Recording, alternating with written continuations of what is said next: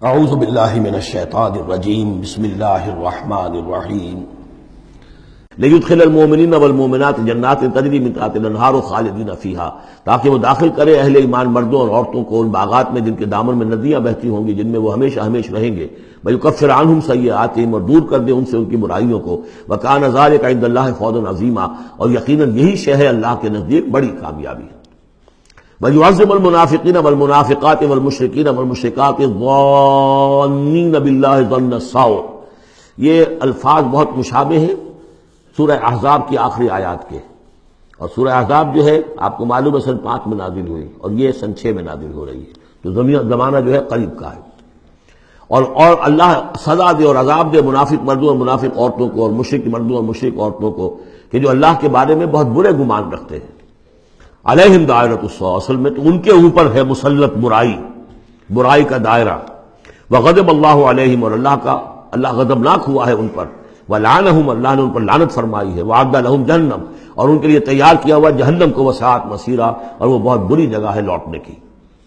وللہ جنود السماوات والارض، آسمانوں اور زمین کے لشکر کل کے کل اللہ ہی کے اختیار میں ہیں۔ وکان اللہ عزیزا حکیما، اللہ زبردست ہے اور حکیم ہے۔ پہلے آیا تھا علیما حکیما، اب عزیزا حکیما۔ انا ارسلناک شاہدا ومبشرا ونذیرا، اے نبی ہم نے بھیجا ہے آپ کو شاہد بنا کر، وہی شاہد گواہی دینے والا۔ یہاں اپنے قول اور اپنے عمل سے اللہ کے دین کی گواہی دی۔ قیامت میں کھڑے ہو کر عدالت میں پروزیکیوشن وٹنس کی حیثیت سے کہیں گے، اے اللہ تیرا دین جو مجھ تک آیا تھا میں نے پہنچا دیا تھا، اب یہ ان کے ذمے ہے۔ فکیف اذا جئنا من کل امۃ بشہید وجئنا بک علی ہؤلاء شہیدا، ہم نے آپ کو بھیجا ہے گواہ بنا کر اور بشارت دینے والا بنا کر اور خبردار کرنے والا بنا کر، لتؤمنوا باللہ ورسولہ، تاکہ اے مسلمانوں تم ایمان رکھو اللہ پر اور اس کے رسول پر، وتعزروہ وتوقروہ، اور اللہ کے رسول کی تو تم مدد بھی کرو اور ان کی تعظیم کرو، توقیر کرو، وتسبحوہ بکرۃ واصیلا، اور اللہ کی تم تسبیح کرو صبح شام۔ یہاں دیکھیں اس آیت میں لتؤمنوا باللہ ورسولہ، اللہ اور اس کے رسول دونوں پر ایمان رکھو، پھر رسول کے لیے وتعزروہ وتوقروہ، اور اللہ کے لیے وتسبحوہ بکرۃ واصیلا، اس کی تسبیح بیان کرو صبح شام۔ ان الذین یبایعونک انما یبایعون اللہ، یقیناً وہ لوگ جو اے نبی آپ سے بیعت کر رہے ہیں وہ حقیقت میں اللہ سے بیعت کر رہے ہیں۔ ید اللہ فوق ایدیہم، اللہ کا ہاتھ ان کے ہاتھوں کے اوپر ہے۔ فمن نکث فانما ینکث الی نفسہ، تو جو کوئی بھی اس بیعت کی خلاف ورزی کرے گا، اس کو توڑے گا، اس کا سارا وبال اسی کے اوپر ہوگا۔ ومن اوفی بما عاہد علیہ اللہ، اور جو پورا کر دے گا اس معاہدے کو جو اللہ سے کر رہا ہے، فسیؤتیہ اجرا عظیما، تو اللہ تعالیٰ اسے اجر عظیم عطا فرمائے گا۔ اس آیت کو اچھی طرح سمجھ لیجئے اور اس کا تعلق جوڑ لیجئے جو سورہ توبہ کی آیت نمبر 111 تھی۔ ان اللہ اشتری من المؤمنین انفسهم واموالهم بان لهم الجنہ یقاتلون فی سبیل اللہ فیقتلون ویقتلون وعدا علیہ حقا فی التوراۃ والانجیل والقرآن ومن اوفی بعہدہ من اللہ فاستبشروا ببیعکم الذی بایعتم بہ، اللہ نے اہل ایمان سے ان کی جانیں اور مال خرید لی ہے جنت کے عوض۔ یہ جو خرید و فروخت ہو گئی ہے، یہ بیع ہو گئی ہے، بیع و شرع ہو گئی ہے۔ فاستبشروا ببیعکم الذی بایعتم بہ، خوشیاں مناؤ، جشن مناؤ اس بیع پر، اس سودے پر جو تم نے کیا ہے، اس سے بہتر سودا کوئی نہیں۔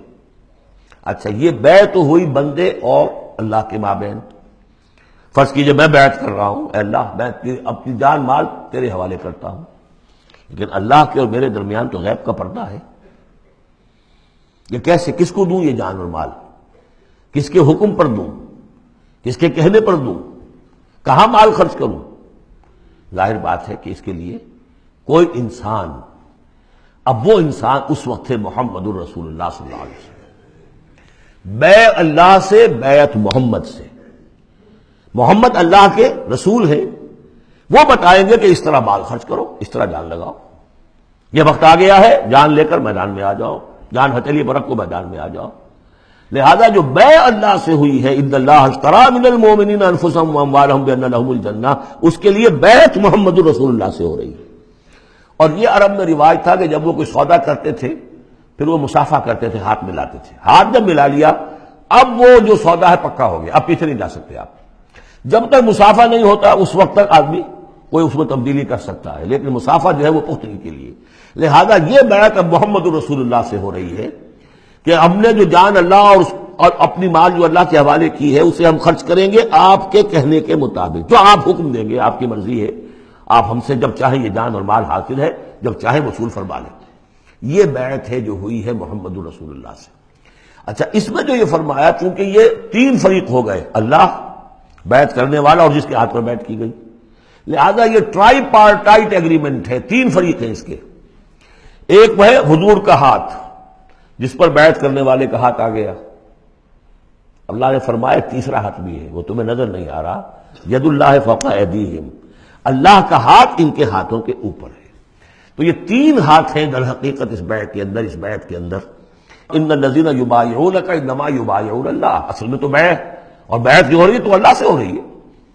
فاستبشروا ببیعکم الذی بایعتم بہ، باب مفاعلہ کے اندر بھی وہ آ گیا، تم نے جو باہمی یہ کیا ہے بیع و شراء کا معاملہ، اس میں خوشیاں مناؤ، وہی باب مفاعلہ ہے، وہ یبایعونک، ان الذین یبایعونک، اے نبی جو آپ سے یہ بیعت کر رہے ہیں، انما یبایعون اللہ، وہ اللہ سے بیعت کر رہے ہیں۔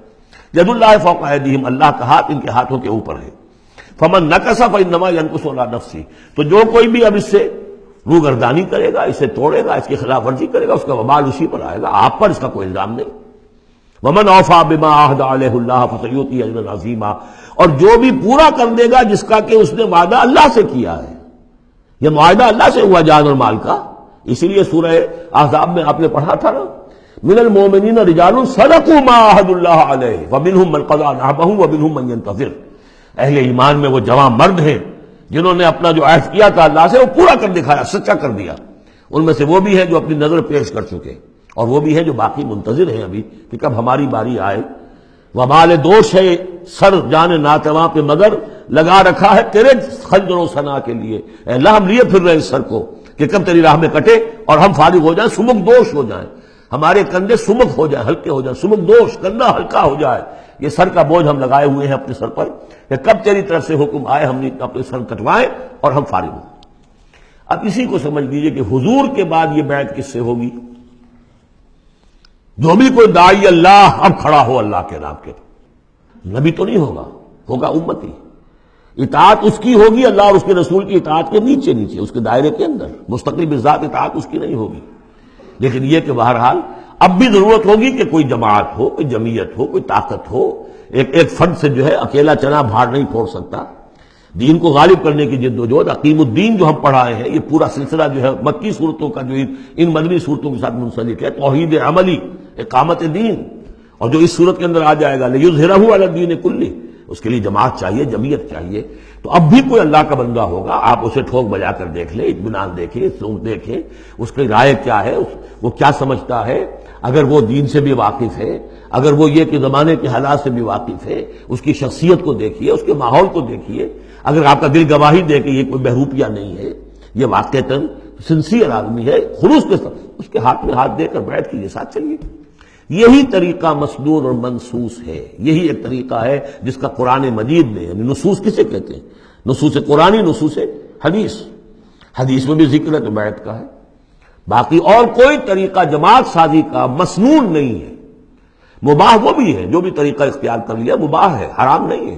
ممبرشپ ہے، ممبرشپ سے پھر امیر کا منتخب کرنا ہے، 2 سال 4 سال کے بعد پھر انتخاب، ٹھیک ہے، کوئی شے حرام نہیں ہے جب تک کہ اس کی حرمت کے لیے کوئی دلیل نہ ہو۔ لیکن مسنون اور منصوص اور معصور، 3 الفاظ۔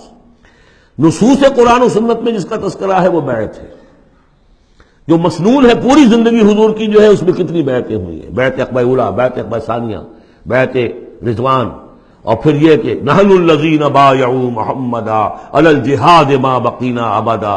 جب غزوہ احزاب میں جب وہ خندق کھودی جا رہی تھی تو یہ شعر پڑھ رہے تھے صحابہ کرام، ہم ہیں وہ لوگ کہ جنہوں نے محمد سے بیعت کی ہے، جہاد کی، اب یہ جہاد جاری رہے گا جب تک جان میں جان ہے۔ یہ ہے ساری زندگی میں آپ کی بیعت کا نظام تھا۔ اس کے بعد خلافت ہوئی تو بیعت پر ہوئی، حضرت ابو بکر سے بیعت، عمر سے بیعت، مشورہ علیحدہ بات ہے، جب طے ہو گیا کہ اب یہ ہو گیا تو بیعت۔ پھر خلافت میں کچھ غلط رخ پیدا ہو رہا تھا، حضرت حسین رضی اللہ تعالیٰ عنہ اور حضرت عبداللہ ابن زبیر رضی اللہ تعالیٰ عنہما یہ کھڑے ہوئے تو جنہوں نے جمعیت بنائی بیعت کی بنیاد پر بنائی۔ یہ دوسری بات ہے کہ جو کوفی تھے انہوں نے جو بیعت کی تھی حضرت حسین سے وہ توڑ دی انہوں نے۔ فمن نکث فانما ینکث علی نفسہ۔ اس کے بعد ہمارے ہاں اگر کوئی سلسلہ بنا ہے ارشاد کا، تزکیہ نفس کا، صوفیاء کا، وہ بھی بیعت، بادشاہ ہوتے تھے تو بیعت۔ پچھلی صدی میں جتنے جہاد ہوئے، ہمارے ہاں سب سے بڑا جہاد ہوا پچھلی صدی کا، 19ویں صدی عیسوی کا، سید احمد بریلوی رحمۃ اللہ علیہ اور شاہ اسماعیل شہید رحمۃ اللہ علیہ، ان لوگوں کا جو بیعت کی بنیاد پر جماعت تھی، کوئی اور بنیاد جماعت سازی کی نہیں تھی۔ مہدی سوڈانی نے جہاد کیا انگریزوں کے خلاف بیعت کی بنیاد پر، سنوسی نے جہاد کیا اطالویوں کے خلاف بیعت کی بنیاد پر۔ تو یہ بیعت کا لفظ ہے جو یہاں آیا ہے، اس کو اچھی طرح سمجھ لیجیے۔ صدق اللہ العظیم۔